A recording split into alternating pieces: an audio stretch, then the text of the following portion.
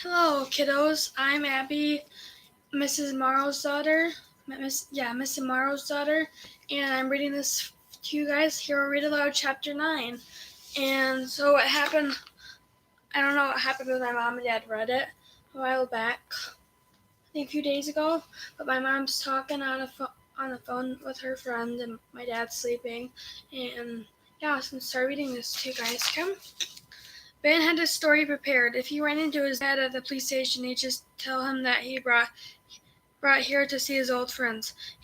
Ben would leave out the part about finding Officer Perillo. Thankfully, his dad was out on a call that afternoon, but the officer at the front desk had known Ben since he was little, and he definitely knew Hero. The older man waved them to the squad room. Ben, Hero, and Scout wandered through the station looking for Officer Perillo. After a few feet, someone stopped them, shouting, "Hero!" On uniformed officers, administrative staff, even the police chief, all dropped to their knees to say hi to the dog. Hero's tail was going a mile a minute. Meanwhile, Scout cowered in Ben's arms, shaking with fear all with a commotion. Ben soothed him as best as he could.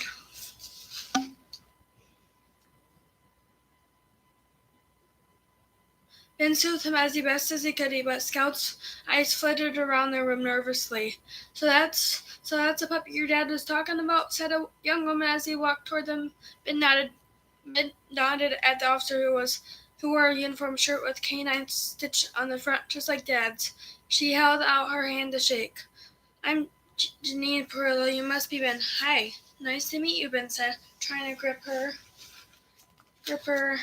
hand as firmly as possible. "This is Scout, and you know Hero?" "Hero! Hero!" Perillo wrapped his hands around Hero.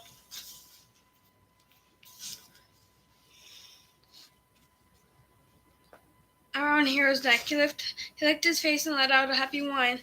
"He likes you," Ben laughed. "Hero and I had some fun together. He trained me," she said. "Don't you mean you trained him?" Perillo laughed as Hero nipped at her dark hair. "Nope, compared to him and a rookie around here. Hero taught me the ropes. Did your dad ever tell you about the bank robber?"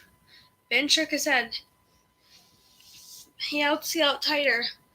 Perillo smiled as he called up the memory and gave Hero a good scratch behind the ears. "It was my very first assignment. You can imagine how nervous I was. We were out searching for this guy who robbed a bunch of banks along the Mississippi coast. The guy had an invisible cloak or something. After every robbery, just disappeared. No one could find him. Anyway, this guy had just hit Gulfport, but by the time we got to the bank, he was long gone.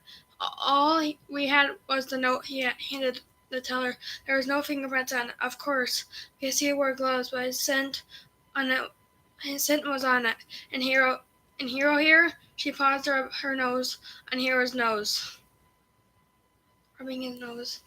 Was like, "I got this." Hero sniffed the paper, followed the robber's trail out of the bank. "He led your dad and me into the office building, then down the basement. I was a nervous wreck because I had no idea what we were going to find. Sure enough, in the boiler room was the bank robber, just hanging out and counting his money. His whole trick was to hide nearby because cops always assume that thief takes off and tries to get as far away as possible. Then when the coast was clear, he sneaked out of town. That guy was not too happy about meeting Hero." Perillo wrapped her arm around Hero's neck and pulled him close. "Hero taught me a lot that day, and the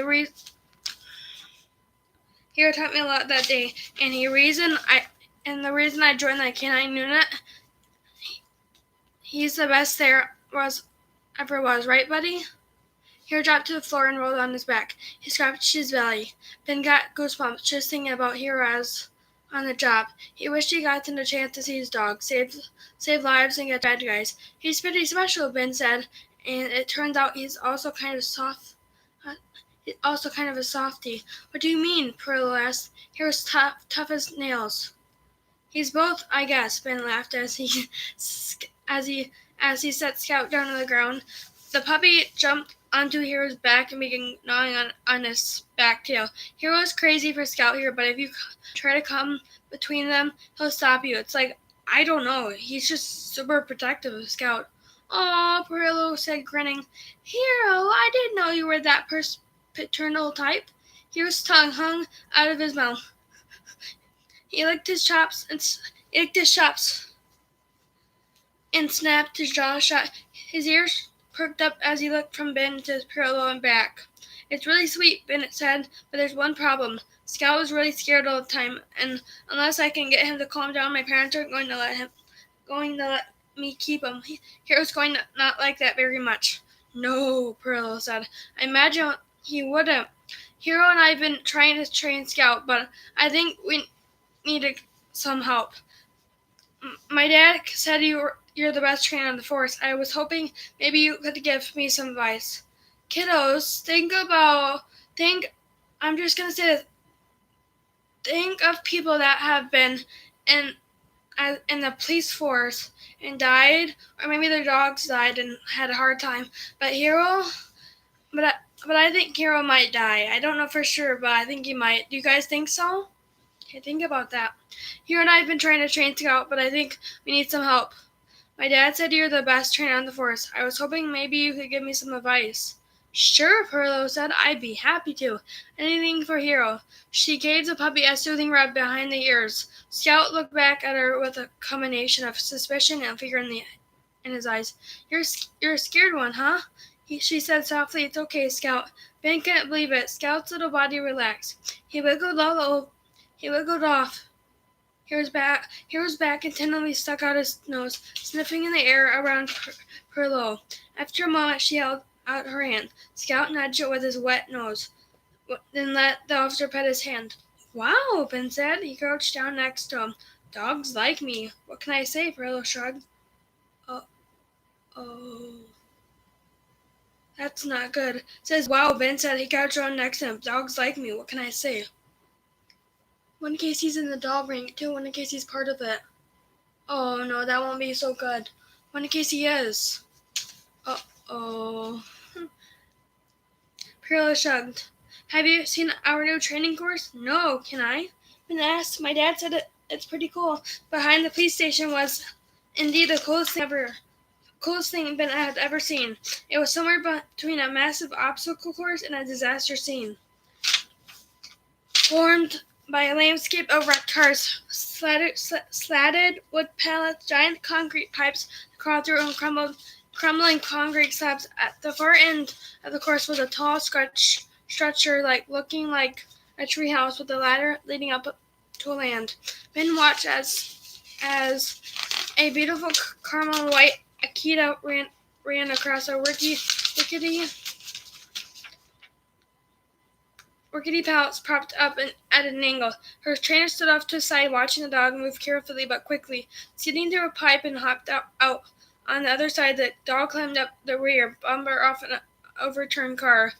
She slid down the windshield, nosed her way around a pile of concrete blocks, and barked 3 times. Her signal that she'd found something. "Good girl, Mucha," her trainer called out. "Come."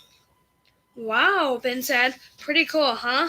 We didn't have this when the Hero was in training," Pearl said, "but it's amazing what the dogs can do in there. It's an agility course, but it's built to simulate real disaster conditions.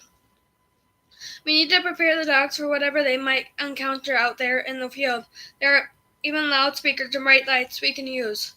It's the best way to train them to tune out distractions like thunder or lightning or gunfire. That way we teach the dogs to be totally focused on saving lives."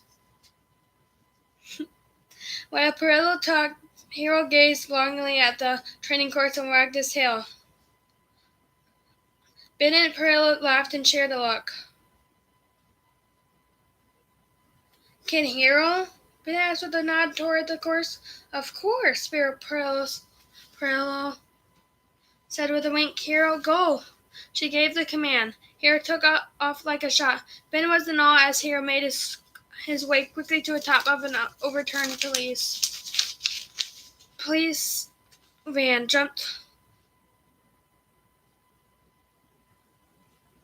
jumped onto a massive concrete block, then moved with incredible precision across a haphazard, wobbly stack of pallets. He turned a sharp corner and went over an A-frame ramp. All the while, Hero sniffed everything around him, processing the thousands of scents that drifted on the air and rested on every surface. All the other trainers stopped their work to watch Hero go. He stepped through a gravel pit and headed toward the ladder, leading up to the treehouse. Hero launched himself onto the bottom rung and chimneyed up the ladder with ease. Ben gasped. He didn't know dogs could climb ladders. It was amazing to watch. On the landing above, Hero suddenly stopped and sat down. That was what he'd been training to do when he located a find. In this case, a dummy that had been placed there by a trainer. Everyone cheered for Hero. He's still the fastest dog around, Perillo said. What a champ. Hero made his way back down and trotted over to Ben and Scout. Hero made his way back down and trotted over to Ben, Scout, and Perillo, who was barely even panting. Ben gave him a treat.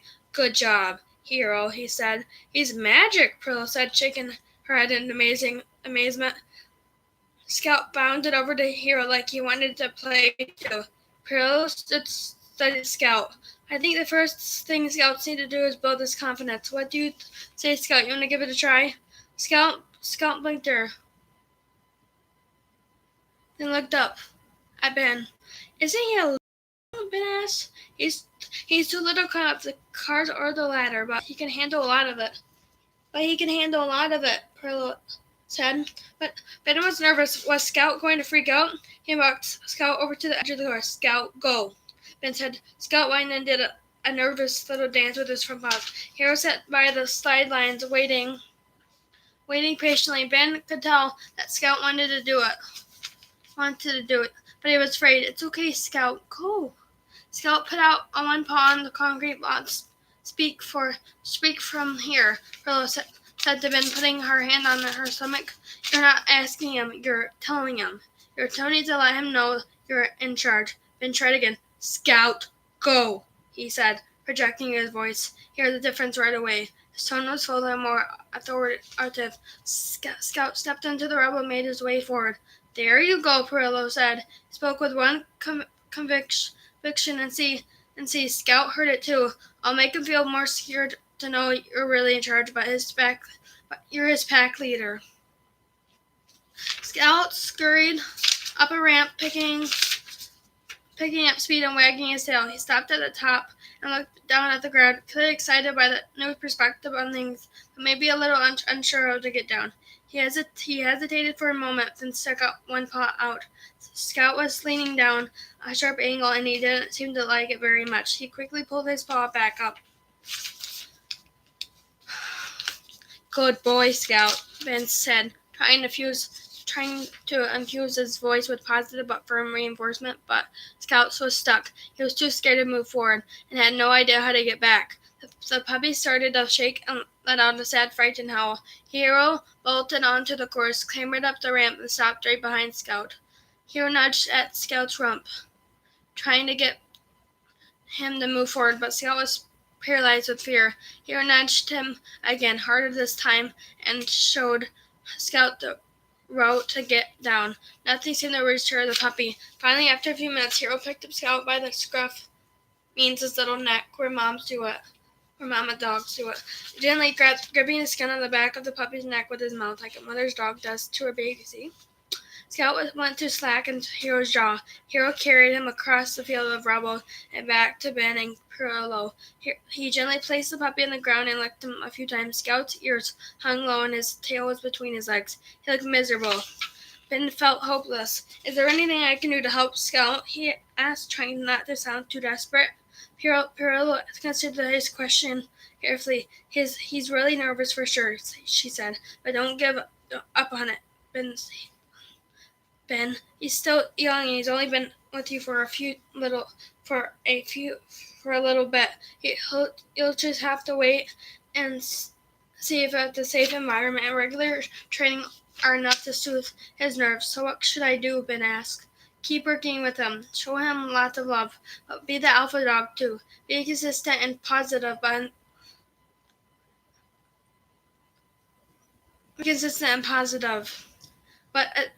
be assertive. Check in with me in a couple of months, couple of weeks, and we'll see how far he's come. Thank you so much, Officer Perlobin said. Scout was just starting to relax again when a police siren roared to life in the nearby parking lot.